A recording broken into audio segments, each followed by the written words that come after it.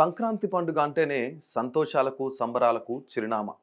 భూమి మీద పండే పంటలకు, ఆకాశంలో ఎగిరే పతంగులకు, ఇంటింటా విరబూసే ఆనందాలకు సజీవ సాక్ష్యం ఈ సంక్రాంతి.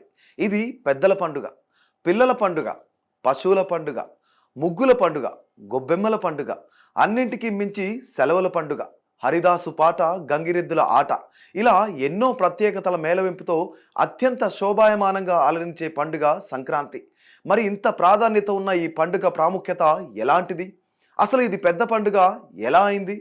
ఊరును అలరించే ఈ సంక్రాంతి వెనుక ఉన్న విశేషాలేంటో తెలుసుకుందాం.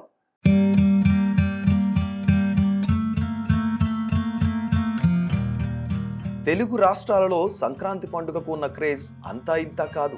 10 రోజుల ముందు నుంచి 2 రాష్ట్రాల్లోని అన్ని ప్రాంతాల్లో సంబరాలు మొదలవుతాయి. మరీ ముఖ్యంగా ఆంధ్రప్రదేశ్లోని కోనసీమ జిల్లాల్లో సంక్రాంతి పండుగ సెలబ్రేషన్స్ నెక్స్ట్ లెవెల్ అనే చెప్పాలి. కొత్త అల్లుళ్ళ హడావుడి, జోరుగా సాగే కోడి పందాలు, ఎడ్ల పందాలు ఒక్కటేమిటి, ఊర్లకు ఊర్లు పండుగ వేళ కొత్త రూపును సంతరించుకుంటాయి. ఇక్కడ జరిగే కోడి పందాలను చూసేందుకు దేశ నలుమూలల నుంచి, సెలబ్రిటీల నుంచి సామాన్యుల వరకు క్యూ కడతారు. మకర సంక్రాంతి లేదా సంక్రాంతి మన దేశంలోని హిందూ పండుగల్లో అత్యంత ప్రాముఖ్యమైన పండుగగా నిలిచింది. మనిషి ఈ భూమి మీద జరుపుకున్న తొలి పండుగ సంక్రాంతేనని హిందూ పురాణాలను బట్టి తెలుస్తోంది. ఈ సంబరాలను దేశంలో చాలా వైభవంగా జరుపుకుంటారు. అంతేకాదు, సూర్యుడు మార్పును కూడా ఈ పండుగ సూచిస్తుంది. సంక్రాంతిని కొన్ని రాష్ట్రాల్లో మాఘి అని కూడా పిలుస్తారు. ఈ పండుగ సూర్య భగవానుడికి అంకితమని చెబుతుంటారు.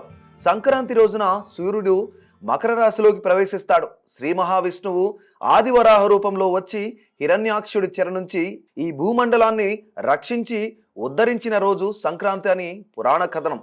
వామన అవతారంలో వచ్చి బలిచక్రవర్తి శిరస్సుపై కాలు పెట్టి పాతాళానికి తొక్కింది కూడా ఈ రోజేనని హిందూ పురాణాలలో తెలుపబడింది.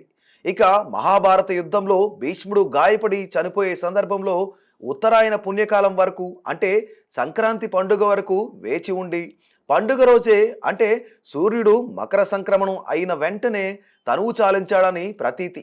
ఈ ఉత్తరాయణ పుణ్యకాలంలో వైకుంఠ ద్వారాలు తెరిచి ఉంటాయని పురాణ గాథలు చెబుతున్నాయి. ఇలా ఎన్నో విశేషాలు, పుణ్యఫలాలు మూటగట్టుకున్న పండుగ గనుకే ఇది పెద్ద పండుగ అయింది, పెద్దల పండుగ అయింది. ఈ పండుగ వేడుకలు అంత ఘనంగా జరుపుకోవడానికి మరో కారణం కూడా ఉంది.